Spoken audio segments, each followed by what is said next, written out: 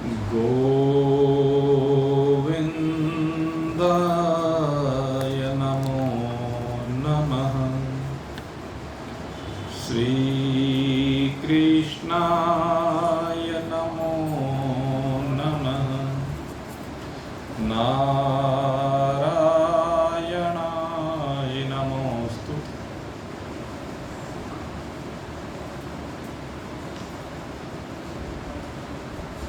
नित्य निरंतर अनेक प्रकार की साधनाओं से संयुक्त होकर सिद्धि हेतु प्रगतिरत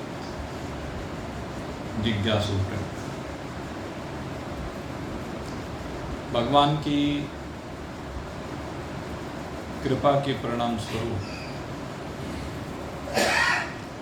निरंतर हमारा चित्त उन परमात्मा देव में रमता जा रहा है, जिसमें रम करके हमें शांति, चैन, आनंद की प्राप्ति होती है, जिसमें रम करके दुखों की इतिश्री होती है,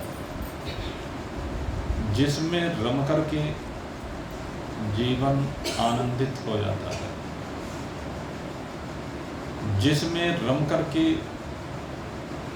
जीवन मृत्यु की सीमा से बाहर निकल करके अमरता की ओर पहुंच जाता है, जो नित्य है, निरंतर हमें संजीवनी शक्ति प्रदान करता है। ऐसे हमारे परमात्मा देव उन परमात्मा देव के साथ एक रूप होने के लिए हम भगवान की शरण को ग्रहण करते जा रहे हैं, और भगवान की शरण को ग्रहण करके उनकी महिमा का नित्य निरंतर गुणानुवाद श्रवण करके कृतता की ओर अपने पग बढ़ाते जा रहे हैं। भगवान जिनसे सृष्टि का सृजन होता है, जिनमें ये सृष्टि आश्रय को प्राप्त होकर के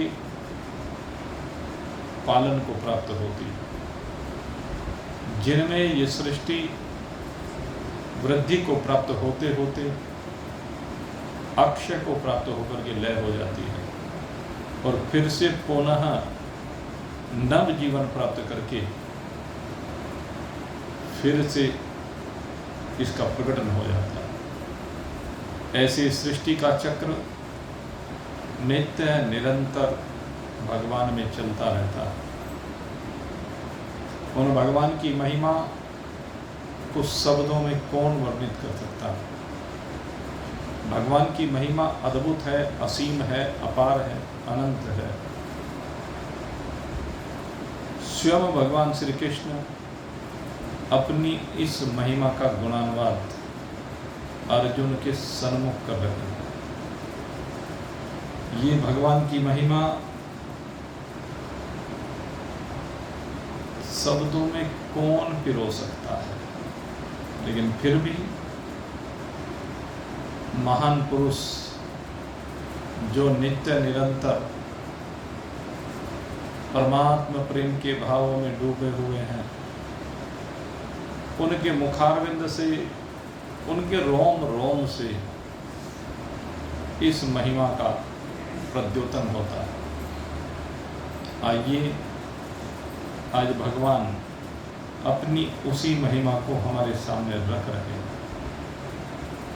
कल विषय को प्रारंभ किया था, और विषय को प्रारंभ करते हुए कहा था, अहम क्रतुर अहम यज्ञः स्वधा अहम औषधम मंत्रो अहम अहमेवाज्य अहम अग्निर अहम हुतम पितामह पिता अहमस्य जगतोः माता धाता पितामहः वेद्यं पवित्रमोङ्कारः ऋक्साम यजुरेव च गतिर्भरतः प्रभु साक्षी निवासः शरणं सूक्तः प्रभवः प्रस्थानं निधानं बीजमव्ययम्। भगवान कहते हैं कि क्रतु मैं हूँ, यज्ञ मैं हूँ और स्वधा भी मैं ही हूँ। अब ये जो तीनों बातें कही भगवान ने, इनको कहने का तात्पर्य क्या है? हम जब भगवान की उपासना करते हैं, आप देखिए किसी भी प्रकार से, किसी भी विधि से जो भगवान का पूजन आदि किया जाता है तो उसमें कुछ रीतियां होती हैं। तो कुछ रीति तो वैदिक रीतियां हैं, जो परंपरा वेदों में ऋषियों ने हमारे सम्मुख रखी है।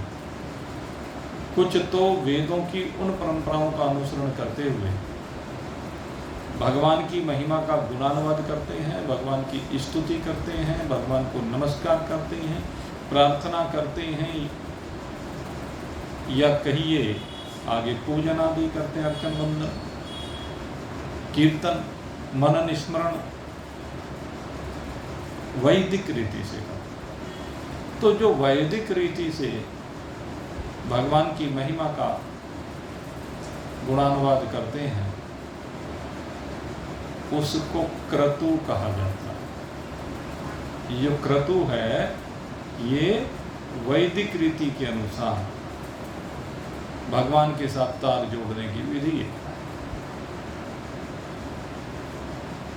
लेकिन वेदों का जो ज्ञान है, यह ज्ञान बहुत क्लिष्ट हो जाता है कहीं कहीं पर।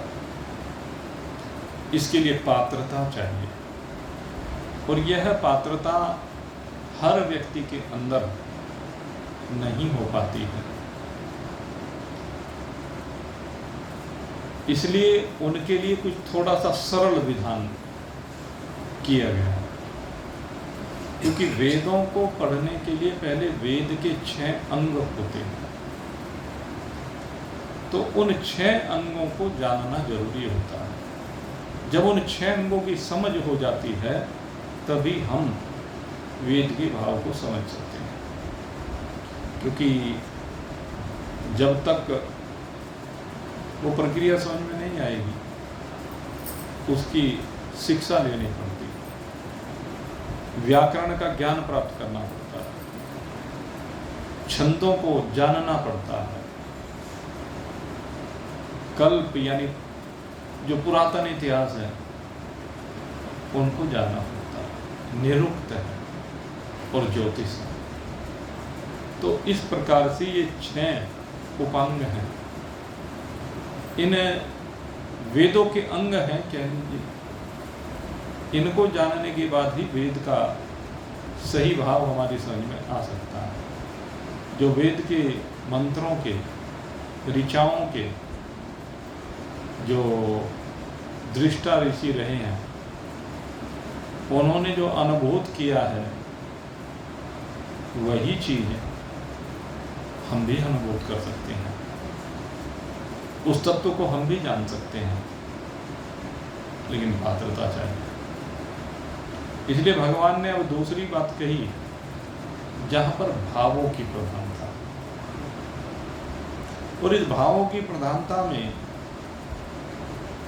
कहते हैं दूसरे प्रकार की जो भगवान ने हमारे सामने विधा रखी है वो है यज्ञ। कहते हैं कि ये जो यज्ञ हैं ये पौराणिक रीति से किए जाते हैं। पौराणिक रीति से तात्पर्य भगवान ने व्यास रूप में प्रकट होकर के पुराणों की संरचना की है। वेदों का जो ज्ञान है उस ज्ञान को विभिन्न दृष्टांतों के माध्यम से, अनेकानेक युक्तियों के माध्यम से, जो हमारे पूर्ववर्ती महान पुरुषों ने ग्रहण किया है, वह सब ज्ञान ही पुराणों में प्रदान किया गया है। पुराणों की विद्या भावपूर्ण विद्या है। पुराणों में श्रद्धा की, विश्वास की प्रमुखता है। प्रेम की रसधार उन पुराणों में बहती है। और जब प्रेम से संयुक्त होकर के भक्त भगवान की ओर दौड़ता है तो उसको अनेक विधियां प्रदान कर दी गई। कहते तू चराचर जगत में परमात्मा को देखते हुए परमात्मा की ओर दौड़। चराचर जगत में अगर किसी के लिए भी तू हितकारी कार्य कर रहा है तो इसलिए कर रहा है कि उसके अंदर परमात्मा बैठा हुआ है। एक दीनहीन गरीब व्यक्ति जब तुझे दिखाई देता है और तेरे मन में भाव बनता है कि इसकी कुछ सहायता कर, तो उस समय उसकी सहायता का जो भाव बना है, कहते उसके पीछे कारण है कि परमात्मा उसमें भी बैठा हुआ है। परमात्मा तेरे में भी बैठा है। तेरे अंदर बैठा हुआ परमात्मा तुझे प्रेरित कर रहा है कि अगर इसकी तू सहायता करे तो वो मेरी कृपा तुझे मिलेगी। हम जब भी किसी की सहायता करते हैं तो हम ये अनुभूत करते हैं या इच्छा करते हैं कि परमात्मा प्रसन्न होंगे इससे। जब भी कोई परोपकार का कार्य किया जाता है तो उसके पीछे भाव परमात्मा को प्रसन्न करने का है। आप जो भंडारा चला रहे हो, इस भंडारे को चलाने के पीछे क्या प्रयोजन है कि भूखे को अगर भोजन मिलेगा तो भूखे को भोजन मिलने से परमात्मा प्रसन्न हो। और जब परमात्मा प्रसन्न होते हैं तो हमारा जीवन, इस जीवन की यात्रा सुखमय बढ़ती है, सुख के साथ आगे बढ़ती चली जाती है। मेरे मित्रों, जीवन को सुखमय बनाने के लिए यज्ञ श्रेष्ठतम कर्म का, यज्ञ वही श्रेष्ठतम कर्म है। लेकिन यज्ञ का मतलब फिर मैं कहता हूं कि केवल जो अग्नि में आहुतियां देकर के देवताओं का आह्वान करके देवताओं को वो आहुतियां समर्पित की जाती हैं भगवान की प्रसन्नता के लिए, वही केवल यज्ञ नहीं है। हमारे शास्त्रों ने तो ये तक माना है कि आप जो इस शरीर को भोजन प्रदान कर रहे हैं वह भी एक यज्ञ है। शरीर में, क्योंकि शरीर भी दूसरा है, शरीर आप तो हो नहीं, शरीर दूसरा है, आप अलग हैं, शरीर अलग है। तो जब आप शरीर की सुरक्षा के लिए इसमें हवि अर्पित करते हुए, हवि तो है, जो भोजन आप कर इसमें डाल रहे हो वो क्या है? वो हवि है। वो हवि किसको अर्पित की जाती है? वो अग्निदेव जो जठराग्नि के रूप में आपके शरीर के अंदर बैठे हुए हैं, और वो सब उसको खा पी करके शरीर को पुष्टि प्रदान करते हैं। एक अग्नि यहाँ बैठी हुई, एक अग्नि अग्निकुंड के अंदर बैठी हुई। जिस प्रकार से यहाँ अग्नि को जब वो ईंधन मिलता है, वो आहुति मिलती है, तो वो इस शरीर को परिपुष्ट करता है। इसी प्रकार से जब अग्निकुंड में आहुतियाँ दी जाती हैं तो उस अग्निकुंड में दी गई आहुतियाँ जब देवताओं को मिलती है तो वह समष्टिगत पोषण हमें प्राप्त होता है। हमें केवल व्यष्टिगत पोषण नहीं चाहिए, व्यष्टिगत पोषण के लिए समष्टिगत पदार्थों का उपलब्ध होना अनिवार्य है। जब तक समष्टिगत सृष्टि नहीं होगी, जब तक समष्टिगत सृष्टि का पोषण नहीं होगा, तब तक व्यष्टिगत पोषण कैसे हो सकता है? इसलिए हमें समष्टिगत आहुतियाँ देनी ही पड़ेंगी। अब हर व्यक्ति नहीं देता, कोई देता है, कोई नहीं देता। आप चिंतन करके देखें, अगर यदि वृक्ष नहीं लगाए जाएंगे तो ऑक्सीजन कैसे मिलेगी? ऑक्सीजन ही तो संजीवनी शक्ति है। और जब ऑक्सीजन की कमी होगी, जिस जगह पर वृक्ष कम होते हैं वहाँ ऑक्सीजन की कमी हो जाती है। और न केवल ऑक्सीजन की कमी हो जाती है, वृक्षों के ना होने से वहाँ पर वर्षा की कमी हो जाती है, वहाँ की भूमि सूखने लगती है। अब आप चिंतन करके देखिए, धीरे धीरे क्या होगा, फसल समय पर नहीं हो पाएगी। जब फसल नहीं हो पाएगी तो आपको अन्न आदि औषधियाँ नहीं प्रदान करेंगे, और जब वो औषधियाँ नहीं मिलेंगी तो क्या होगा, आपका पोषण ठीक से नहीं हो पाएगा। जो परिस्थितियाँ चल रही हैं, ऐसा लगता है आने वाले समय में ये भोजन मिलना ही बंद हो जाएगा। इसकी जगह लोग गोलियां खाया करें, वही भोजन हुआ करेगा। हाँ? आजकल बहुत सप्लीमेंट चल रहे हैं, ये क्या है, आगे कहने लगे शरीर में कैल्शियम की एक गोली कैल्शियम की डाल लो भाई, एक मल्टीविटामिन की डाल लो भाई, एक फैट्स की डाल लो भाई, एक कार्बोहाइड्रेट की डाल लो भाई, यही भोजन है। तो सब कुछ डिसबैलेंस होता जा रहा है, और उसके पीछे कारण हमारा यज्ञ न करना है। वृक्ष को लगाना ये भी यज्ञ है। अगर हम कहीं भी वृक्ष लगा रहे हैं तो यज्ञ तो कर रहे हैं। जो वृक्ष नहीं लगा सकते वो घरों में गमले लगा लीजिए। जिनके घर में सुविधा नहीं है, गमले रख सकते हैं। जिस भी तरीके से जहाँ भी आप समष्टि में कहीं भी लगाइए तो वहीं से आपको ऑक्सीजन मिलेगी, ये संजीवनी शक्ति मिलेगी। ये सब यज्ञ हैं, और इन सब की विधियाँ, जितने भी प्रकार के यज्ञ होते हैं वो पुराणों में बताई गई है। पुराणों की जब कथा होती है, इन कथाओं का श्रवण करना इसलिए जरूरी है कि पुराणों के द्वारा हमारे यहाँ सारी सृष्टि में परमात्मा को मान करके परमात्मा की हर तरह से पूजा की गई है। भगवान कहते हैं आगे से भी पूजा, पीछे से भी पूजा, दाहिने से भी पूजा, बाएं से भी पूजा, ऊपर से भी पूजा, नीचे से, अंग अंग की पूजा का विधान हमारे यहाँ किया गया है। जिस समय भगवान की सर्वांग पूजन होता है तो कोई अंग ऐसा नहीं बचता जिसकी पूजा न की जाए। और उसके पीछे भाव क्या होता है, शरीर के अंदर जितने भी अंग हैं उन सब की अपनी अपनी भूमिका है। इस शरीर के पोषण में, इस शरीर के अस्तित्व को बनाए रखने में हर अंग का महत्वपूर्ण योगदान है।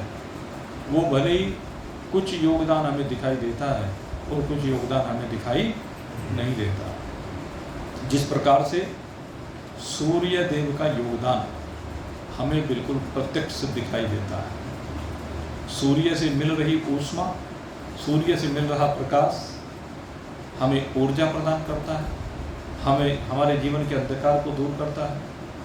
ऐसे ही चंद्रमा से आने वाली चांदनी हमें शीतलता प्रदान करती है, हमें समस्त औषधियाँ प्रदान करती है।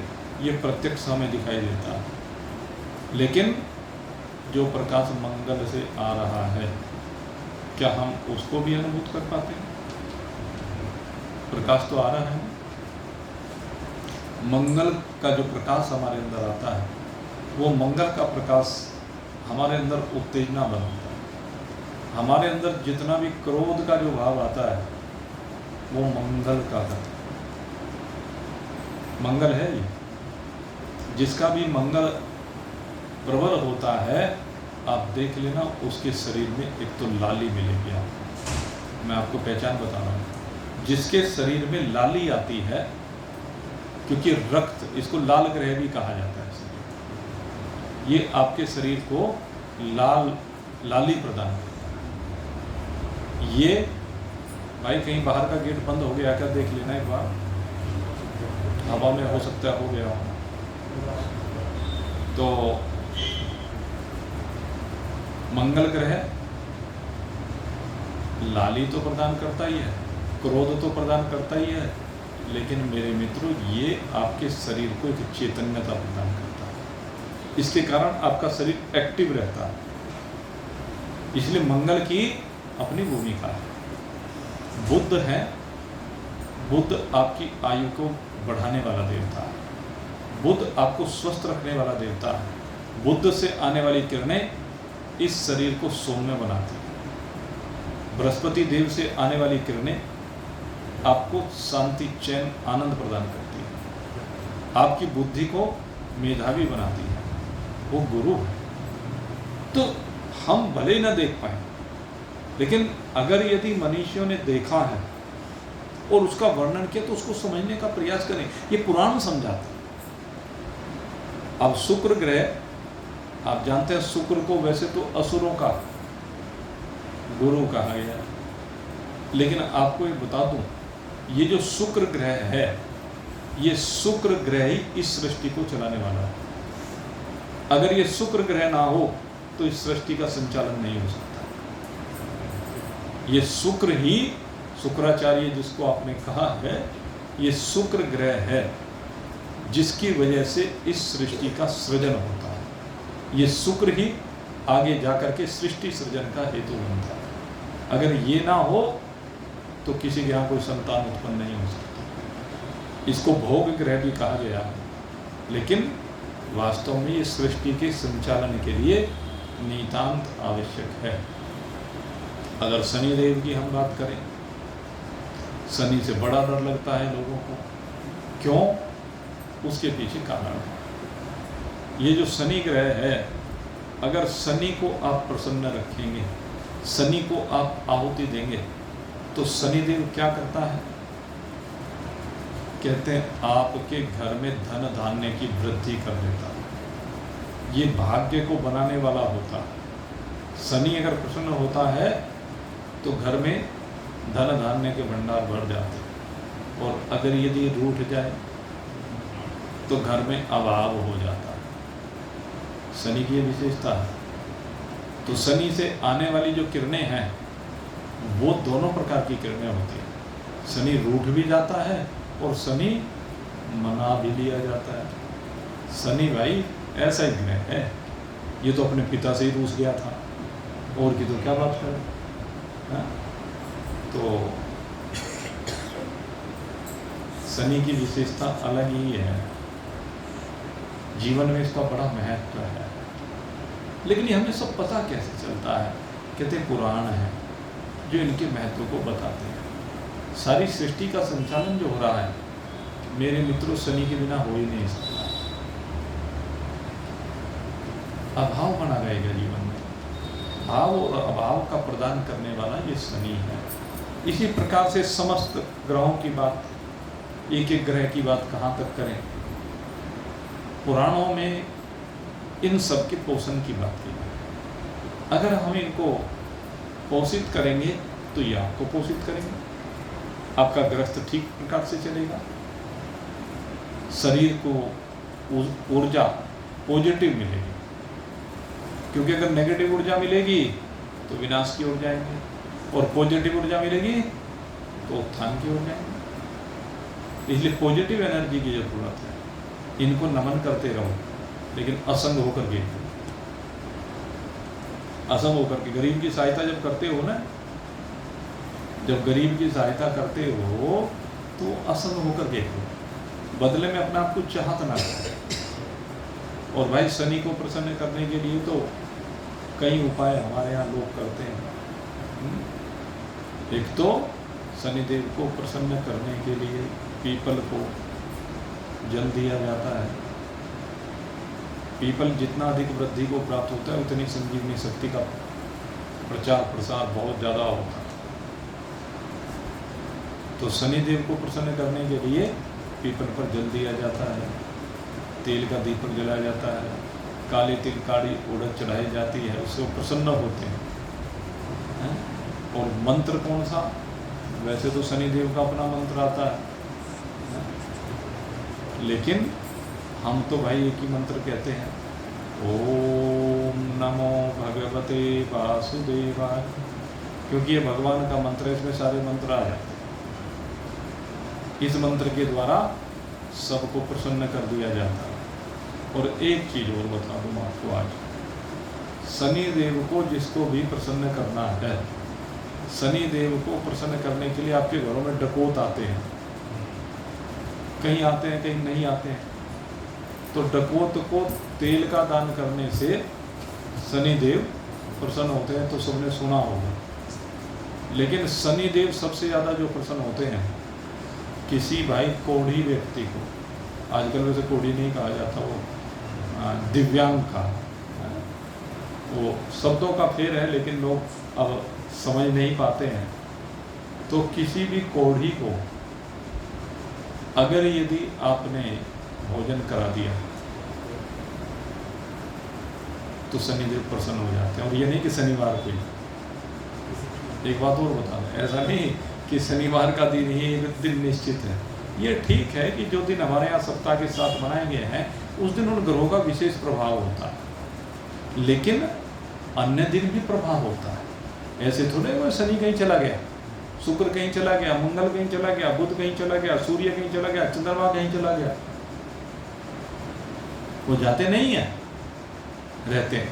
हाँ ये है कि उनमें थोड़ी सी ऊर्जा का प्रवाह कम ज़्यादा हमें दिखता रहता है। जैसे प्रातःकाल सूर्य की ऊर्जा का प्रवाह कम होता है, दोपहर में ज़्यादा होता है। इसी प्रकार से अन्य ग्रहों की भी स्थिति है। इसलिए ये नहीं कि हम शनि का पूजन केवल शनिवार को ही करेंगे, हनुमान जी का पूजन मंगलवार को ही करेंगे, ये मानसिकता ठीक नहीं है। रोज करें, प्रतिदिन करना चाहिए। जिस प्रकार से भोजन प्रतिदिन किया जाता है, जिस प्रकार से आप स्वस्थ प्रतिदिन रहना चाहते हैं, तो सबको नमन भी प्रतिदिन करते रहना चाहिए। ये हमारी पौराणिक विधाएं हैं। तो इस प्रकार से भगवान को देवताओं के माध्यम से प्रसन्न किया जाता है, और उन देवताओं से ऊपर जाकर के जब विराट पुरुष का वर्णन किया जाता है तो उसमें बताया जाता है कि भगवान के शरीर में ये सारे देवता विराजमान हैं। इस बात को समझा दिया जाता है। तो इस प्रकार से ये यज्ञ होते हैं, पंच महायज्ञ हमारे यहाँ कहे गए हैं। इनको स्मार्त कर्म भी कहा जाता है। और इसके बाद कहते हैं कि हम इसके बाद किसका पूजन करते हैं? कहते हैं इसके बाद हम अपने पितरों का पूजन करते हैं। हमारे जो पितृगण हैं उनका पूजन किया जाता है, क्योंकि जो हमारे पूर्वज यहाँ अपने इस संसार की यात्रा को पूरी करके पितृलोक में चले गए हैं, उनका संबंध इस लोक से बना रहता है। और इस लोक से बने रहने के कारण उनको यहाँ से ऊर्जा मिलती है, और जो जब यहाँ से उनको ऊर्जा मिलती है तो वो उससे शक्तिमान होते हैं, और शक्तिमान होकर के वो उस मिली हुई ऊर्जा के द्वारा हमारा हित संपादन करने में लगे रहते हैं। इसलिए उनके निमित्त भी हमारे यहाँ बहुत से विधान समय समय पर किए गए हैं। ये जो पितरों के निमित्त विधान किए गए हैं इसको कहते हैं स्वधा, जिसके द्वारा पितृ तृप्त होते हैं। उसमें श्राद्ध है, जो 16 दिन का श्राद्ध पक्ष आने ही वाला है, थोड़ा ही समय रह गया, 1 महीने का। ठीक 1 महीने बाद श्राद्ध पक्ष प्रारंभ हो जाएगा। तो उसमें प्रतिदिन अपने पितरों को तृप्त करने के लिए हमें गाय को, ब्राह्मण को, अग्नि को, इनके माध्यम से पितरों को आहुतियाँ देनी चाहिए। दूसरे जो शुभ दिन होते हैं उनमें पितरों को आहुतियाँ दी जाती है, अमावस्या को दी जाती है। जो श्राद्ध का दिन होता है, पुण्यतिथि होती है, उस दिन दिया जाता है। होली होती है, दीपावली होती है, जो भी पर्व होता है, विवाह शादी का अवसर होता है, बच्चों के जन्म का अवसर होता है, और यहाँ तक कि मृत्यु का भी अवसर। मृत्यु के अवसर में एक जो 10वें की क्रिया होती है वो विशेष रूप से पितरों के लिए होती है। वैसे तो ये जो हमारे यहाँ पहले ही दिन से लेकर के और जो 13वीं तक का जो विधान है वो सारा पितरों के निमित्त ही होता है। तो ये सब क्रियाएं जो होती हैं, कहते हैं ये सब पितरों के निमित्त जो भी हम अन्न अर्पण करते हैं वो स्वधा कहलाती है। और इसके बाद कहते हैं, क्या कहा? अहम क्रतुर अहम यज्ञ स्वधा अहम औषध। अब क्या कहा? मैं औषधि भी मैं ही हूँ। ये सब भगवान ही है। कहते यज्ञ रूप में भी मैं ही हूँ, क्रतु के रूप में मैं ही हूँ, स्वधा के रूप में मैं ही हूँ, या इसके द्वारा कह लीजिए सब देवताओं के रूप में मैं ही हूँ, पितरों के रूप में भी मैं ही हूँ, वेदों के रूप में मैं ही हूँ, पुराणों के रूप में मैं ही हूँ। जितने भी प्रकार की क्रियाएं हैं इन सबको भगवान कह रहे हैं कि ये सब मेरा ही स्वरूप है। और अब भगवान ने कहा कि इन कर्मों को करने के लिए, इन रीतियों से कर्मों को करने के लिए, भगवान को प्रसन्न करने के लिए, देवताओं पितरों को प्रसन्न करने के लिए कहते हैं जो आपको क्या चाहिए, औषधि। यहाँ पर औषधि शब्द का उपयोग किया। कहते हैं जो औषधि आपको चाहिए, उन औषधियों के अंतर्गत क्या बात है? कहते हैं जितने प्रकार के वनस्पतियां हैं जो रोज आपको चाहिए, जितनी प्रकार की जड़ी बूटियां हैं, और कहते हैं तिल है, जौ है, ड्राई फ्रूट्स आदि हैं। कहते हैं ये जितनी भी प्रकार की औषधियां जिनके द्वारा ये सब शुभ कर्म किए जाते हैं, यज्ञ आदि किए जाते हैं, श्राद्ध तर्पण किए जाते हैं, जो भी कुछ क्रियाएं इस संसार में करते हो। और दूसरी बात, जिनके द्वारा आपके शरीर का भी पोषण होता है, कहते हैं वो सब औषधि मैं ही हूँ। भगवान ही कहते हैं कि मैं ही औषधि के रूप में प्रकट हो जाता हूँ। खाने वाला भी वही है, जो खाया जा रहा है वो भी वही है, दोनों चीज वही है, केवल रूप बदले हुए। परमात्मा ही सर्व रूपों में विराजमान है। सर्व खल विदम ब्रह्म। परमात्मा क्या है? चराचर जगत एक परमात्मा का ही स्वरूप, परमात्मा से अलग कुछ नहीं। चराचर जगत एक परमात्मा का स्वरूप। सर्व खल विदम ब्रह्म रूप से एक परमात्मा ही अनेक रूपों में एको हम बहुश्यामः, मैं एक ही अनेक रूप होकर के प्रकट हो जाता हूँ। और इसके बाद कह रहे हैं मंत्रो अहम। कहते हैं जितने भी हमारे यहाँ कार्य किए जाते हैं, आगे आएगा मंत्रहीनम क्रियाहीनम इत्यादि, तो कहते हैं ये सब के साथ मंत्र जुड़े। जितनी भी ये क्रिया की जाती है, क्रतु यज्ञ स्वधा, इनमें मंत्रों का उच्चारण होता है। कहते हैं वो मंत्र भी जिनके द्वारा ये सब क्रियाएं होती हैं वो मैं ही हूँ। और दूसरी बात कहा एमेव आज्यम, और कहते हैं भगवान कि जो भी चीज यज्ञ के लिए चाहिए, यज्ञ की जो भी सामग्री है, कहते हैं वो भी मैं ही हूँ। क्या सामग्री? घी आदि। अब यज्ञ करेंगे तो घृत भी चाहिए, अग्निहोत्र यज्ञ करेंगे तो कहते हो गाय का घृत आदि जो भी आवश्यक होता है वो सब भी मैं ही हूँ। और फिर कहा अहम अग्नि, जिस अग्नि में आहुतियाँ दी जाती हैं वो अग्नि भी मैं ही हूँ। अहम अग्नि अहम हुतम। और जो ये क्रिया की जा रही है हवन की, ये क्रिया कहने लगे वो भी मैं ही हूँ। और कहते हैं वेद्यम पवित्र ओंकार। इसके बाद क्या कहा? वेद्य। वेद्य क्या है? कहते हैं जो वेदों में विधियां बताई गई हैं उनको ठीक प्रकार से जानना, ये वेद्य है। और कहते हैं इनके अनुसार, कहते हैं जो भी क्रियाएं अनुष्ठान किए जाता है वो सब जब विधि पूर्वक किया जाता है तो ये सब वेद्य कहलाता है, वो विधियां जो। और इसके बाद क्या कहा? पवित्रम ओंकार। ओंकार, प्रणव, ओम के लिए ओम भी मेरा ही स्वरूप है। इसके बारे में हम बहुत विस्तार से चर्चा कर चुके हैं। ओम के दोनों रूपों को लेकर के अष्टम अध्याय में बहुत चर्चा की गई। अकार उकार मकार से ओम का व्यक्त रूप और इसका अर्थ रूप जो अमात्रिक पदार्थ है उसकी चर्चा आपके सामने अनेकानेक प्रकार से, क्योंकि ये सारा का सारा परमात्मा ही है, आकार रूप से भी, उकार रूप से भी, मकार रूप से भी और अमात्रिक पदार्थ। ब्रह्मा भी, विष्णु भी, महेश भी वो वही है। स्थूल शरीर भी, सूक्ष्म शरीर भी, कारण शरीर भी। स्थूल शरीर का व्यष्टिगत अभिमानी और समष्टिगत अभिमानी, सूक्ष्म शरीर का व्यष्टिगत अभिमानी और समष्टिगत अभिमानी, कारण शरीर का व्यष्टिगत अभिमानी और समष्टिगत अभिमानी। कहते हैं ये विश्व और तेजस और प्रज्ञा, विराट और हिरण्यगर्भ और ईश्वर, ये सब मेरा ही स्वरूप है। भगवान कहते हैं कि ओंकार में ही हूँ, इसका मतलब ये सब भगवान ही है, भगवान से अलग और कुछ भी नहीं है।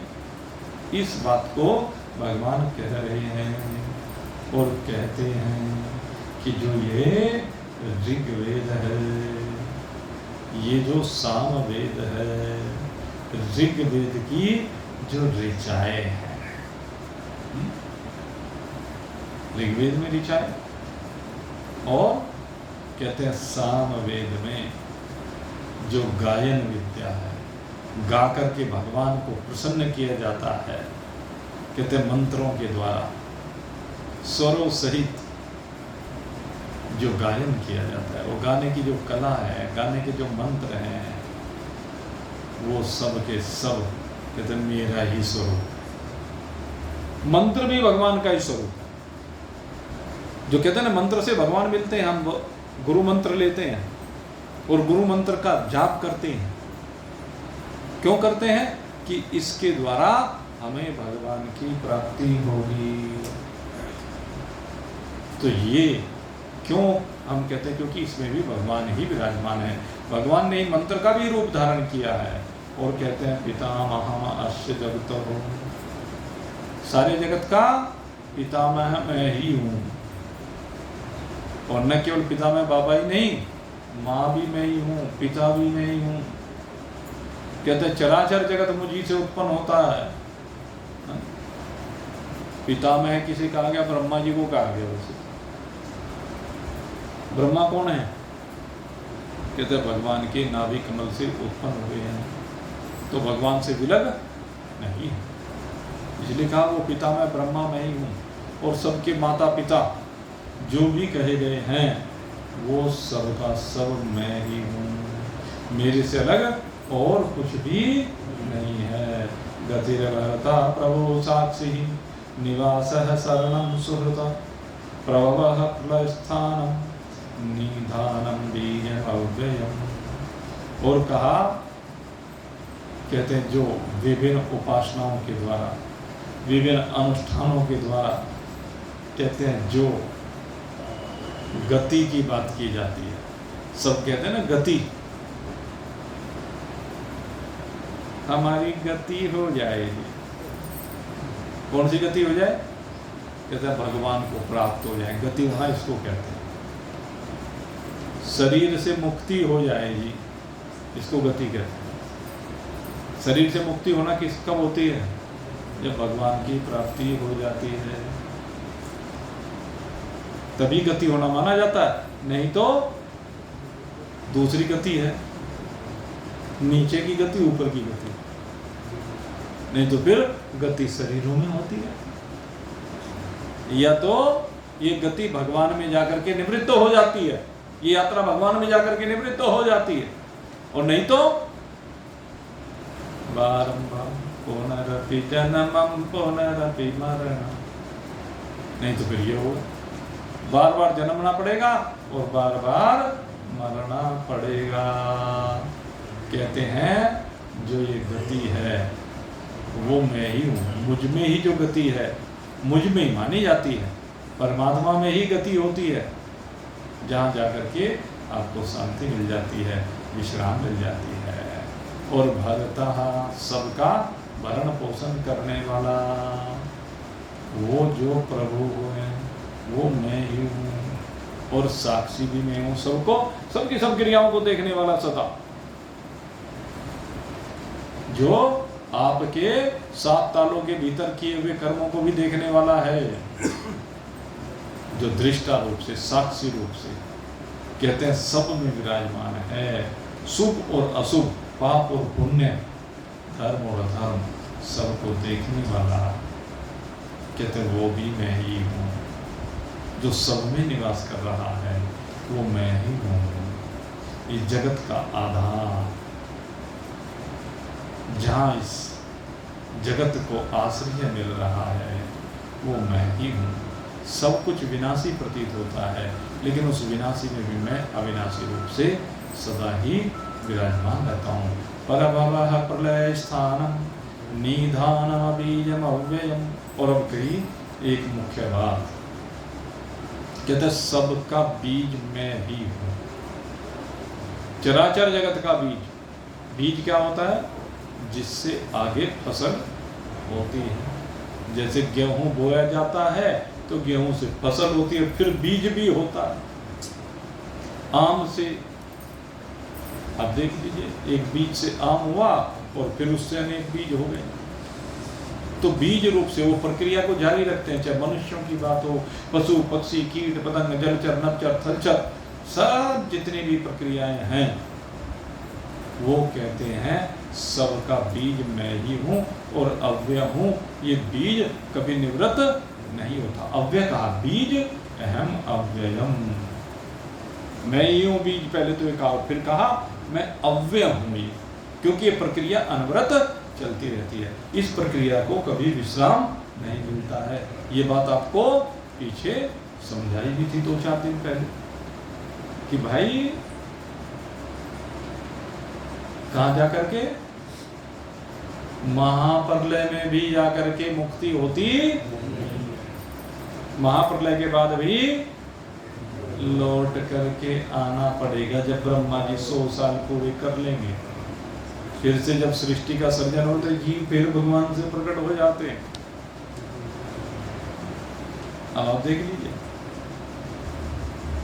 ये बड़ी विचित्र बात है कि भगवान से फिर जीव पुनः प्रकट हो जाते हैं, फिर से सृष्टि की संरचना हो जाती है। इसलिए अब की बार ऐसा काम करो, बार बार ये इस बीज को ही समाप्त करना। किसके बीज को समाप्त करना है? कर्मों। क्योंकि अगर कर्मों का बीज समाप्त कर दिया गया, अर्थात समस्त वासनाओं को समाप्त कर दिया गया, तो फिर जन्म को समाप्त कर दिया जाता है, और जन्म को समाप्त करने से मरण भी समाप्त हो जाता है। भगवान बता रहे हैं ये सब मैं ही हूँ और इससे अलग वास्तव में कुछ भी नहीं है। इस चीज को अनुभूत करके आनंद बनाएं। आपके लिए बहुत बहुत शुभकामनाएं। कल बड़ा दिव्य हमारी संस्कृति का पर्व है, रक्षा बंधन। तो ये रक्षा बंधन क्या है? एक रक्षा सूत्र जो बांधा जाता है, अनेकानेक प्रकार से बांधा है। आप देखते हैं जब कोई भी धार्मिक कार्य होता है तो उसमें पंडित जी क्या करते हैं? जैसे रक्षा सूत्र बांध देते हैं, मानते हैं। ये भगवान से प्रार्थना की जाती है, इस सूत्र के माध्यम से भगवान से प्रार्थना की जाती है। द्रौपदी ने एक रक्षा सूत्र भगवान को बांधा था और उसके कारण से ही भगवान ने सदा उसकी रक्षा की। तो ये इसी बात का द्योतक है कि हे प्रभु, एक रक्षा सूत्र हम आपको बांध रहे हैं, और ये इसलिए बांध रहे हैं कि आप सदा हमारी रक्षा करें, हम कभी भी अपने धर्म से विमुख ना हो। इस मनुष्य शरीर को प्राप्त करके हमारी रक्षा करते रहना और हमें सदा अपनी ओर आकर्षित करते रहना, जिससे हम आखिर में आपके साथ मिलकर के एक रूपता को प्राप्त हो जाए। इन्हीं शुभ भावों के साथ बहुत बहुत रक्षाबंधन पर्व की आप सबको शुभकामनाएं। बोलिए सच्चिदानंद भगवान